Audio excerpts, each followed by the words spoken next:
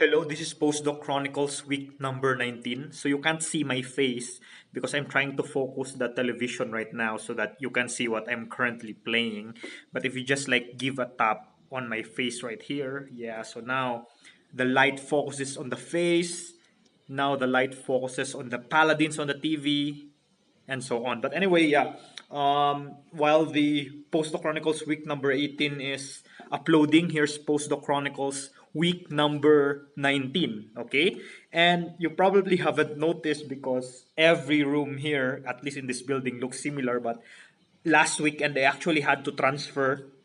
I'm staying at like the second floor. This is currently the first floor because they had to like there were the tiles on the floor of the toilet in my CR are cracking and so on, and they wanted to fix it. Okay, I told them, hey, it's fine, I don't mind, but they're like, no, we need to fix it. So they asked me like to move out for like 2 weeks from that room. I still prefer that room on the second floor because the view, of the window is nice. It's like overlooking some parts of the city.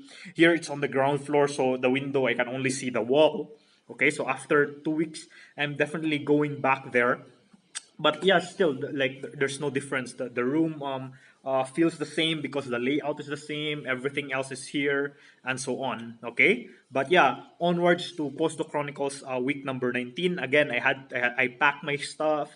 I moved here, I believe last Saturday. Yeah, I did that, and then after all were said and done, I settled down, and of course after 2 weeks I have to go back there again. But the nice thing that happened for Posto Chronicles for this particular week is that the school or the School of Physics was now able to process my printing account. Okay, so here we have a lot of printers, but you can't just like go to the printer and print stuff. You have to like swipe your ID. So this is my ID card at the here at University of Witwatersrand, and you have to like swipe this in order to print some stuff. So unlike like in UP Diliman in the National Institute of Physics, you can go there and then print anything you want as long as there's ink or bond paper. Here, okay, so you need that. So it took a lot to process that. Like I already had that ID for a very long time, but you need to pester them. You keep on updating them so that they have to process it for a short amount of time, but still it took months. Okay, but the thing is, the way they do their printing here is that I believe it's per semester or something. You get a certain amount in your account, so you swipe your stuff, you print whatever the hell you want, but you're only limited to 300 rand, so that's around like 1,200 pesos. Okay, so print whatever you want, colored, you want it black and white, whatever you want, how many pages to print, that's fine. But the moment your account runs out, the money inside the account runs out, that's it, that's done. Okay, which is like something I've never seen before, because like in the National Institute of Physics in the Philippines in UP Diliman, I print a lot of stuff there, because personally I prefer when I read like scientific papers, I prefer reading them on a printed paper as opposed to, for example, the laptop or a tablet, right? So in fact, if it's like fiction, let's say sci-fi short stories or stuff, I don't mind at all reading on my Kindle, so I can put those fiction books on my Kindle. But the moment you have printed things with equations in them, it's very hard to do them on a tablet or on a Kindle, because when you have this technical papers that use equations, typically they will say, oh, using equation 6 in 5 pages ago, and equation like 8 3 pages ago. So you keep, if you're using a tablet or a Kindle, you keep like, oh, what was that equation again? So it's not good. But as opposed to printed paper where you just go, okay, this is equation 8, okay, this is equation. So it's very easy to cross reference. Okay, so like I said, if I read, that's why when people ask me, like I have some circle of friends who are physicists, and I also have like circle of friends who are non-physicists, who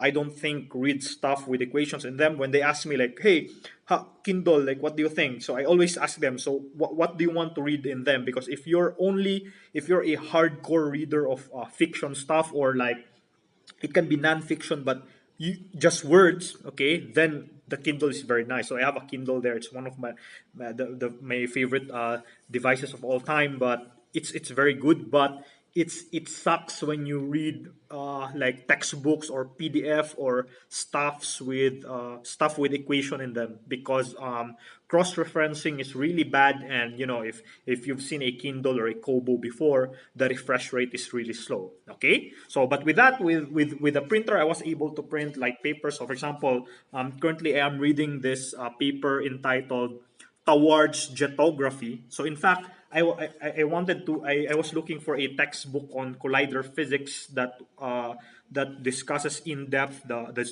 jets and their substructures. So basically, jets are like when you do collisions in collider experiments. So for example, proton proton or E plus E minus collision, and then let's say proton proton, and then you have the inside the protons, you have the quarks and the gluons, but these guys, you don't actually see them. Okay, so they don't like exist freely, they only exist inside the proton. So how do we know, like how do we study them when you can't see them directly? So in fact, the best things that we have after like the two protons collided are these structures known as jets. So you can think of them as like groupings of the different daughter particles after the collision. So you see that some groups of them go in this direction. So these guys are hadrons in a final state of the collision known as like hadronization. So like there's like a single grouping here.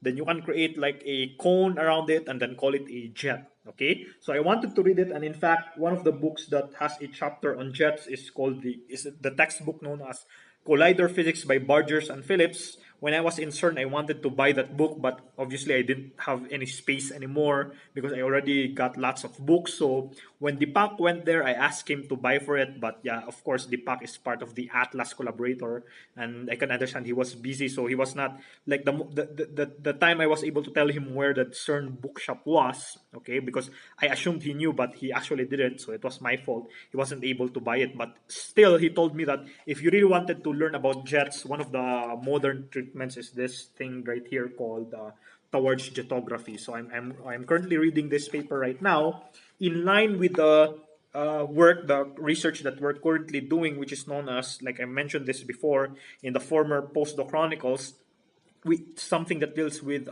stealth sushi. Okay, so in fact, when Deepak was in CERN, Jong was the one who was like guiding me regarding sushi, which decay chains to plot, which final products to study, and then how to manipulate the mass spectrum to be able to do it. So and then when Deepak arrived last week, okay, so I actually presented to Deepak and Jong what we were able to do so far. And since Deepak is the guy who is the expert when it comes to like jets and analyzing this stuff, so he asked me to plot distributions of specific observables. Which of these guys are relevant to plot, like which distributions should we extract using the Rivet program, using the Rivet analysis. So that's what I'm currently doing now. And in fact, just today is the deadline for this. There's this like conference in Kruger, okay, on LHC physics. And the funny thing is, the one I noticed is that here, when like you want to give a talk or you want to present an oral presentation or a poster presentation, you just have to submit the abstract. For because I'm used to this in the Philippines, we have this SPP, Samhang Pisika ng Pilipinas. We have this yearly conference. You have to submit a 4-page paper, not just an abstract. Here, abstract is fine. So in fact, the things that we're doing is not yet done, but we submitted an abstract, and that's it. Of course, the referees or the reviewers are still going to look at it if the abstract you submitted is worthy for the conference presentation. But yeah, if it gets accepted, it's gonna be in the first week of December, and basically the things that I'm gonna be presenting is the stealth SUSI supersymmetry search with so we were defining a jet by what do you call this, by imposing that there has to be like an energetic photon inside it. Okay, so we look at specific jets with a photon inside them, because in the one of the decay chains of stealth SUSI, for example, in the decay chain that we're looking at, it is a squark. One of its decay chain, so it decays to us one jet, but the other remaining jets will have a photon inside it. Okay, so that's what we're doing. And another thing is that the nice thing is, so as I've mentioned in my former chronicles, I was not able to see the Iron Maiden concert in Poland because the Ryanair canceled their flight because like I believe the pilots did some strike. Okay, so finally I was able to receive my compensation on top of the refund of the airline ticket. So they refunded the airline ticket, but they also give us compensation. So if you calculate it, it's like I think around, if you convert it to Philippine peso, around 16,000, 17,000 pesos, which is really good. So I'm actually thinking of like, to make myself feel better or just to console myself, to tell myself that you haven't seen Iron Maiden, but at least you have this. So I want to use that money to buy something to remind me or to serve as a gift to myself for not seeing Iron Maiden. So it's like Ryanair paid me like 17,000 Philippine peso to not watch Iron Maiden. Again, still not worth it, but yeah, it's better than nothing. So I'm thinking of actually buying an iPad for it, just the cheapest iPad, not the mini, but the one with the pen, because the tablet that I'm using, the Samsung one, the digital pen is already wonky. That's why recently I wasn't able to do some calculations YouTube video anymore. I wanted to get back to that. So I wanted to get this iPad, but the thing is, I'm still thinking because the electronics prices when it comes to gadgets here in South Africa is insanely expensive when you compare it to like prices in the Philippines. So, for example, the Apple Pen is worth 99 US dollars, so that's like $100. So if you convert that to Philippine peso, that's only like around 5,000 pesos. Okay. However, if I buy it in South Africa, it will amount to, if you convert it to Philippine peso, it will amount to around like 8,000. Okay. And now the iPad, the iPad 6th generation one, it's like around like $330, the cheapest version, or like around $400. So if you convert it to Philippine peso, it's around 20K.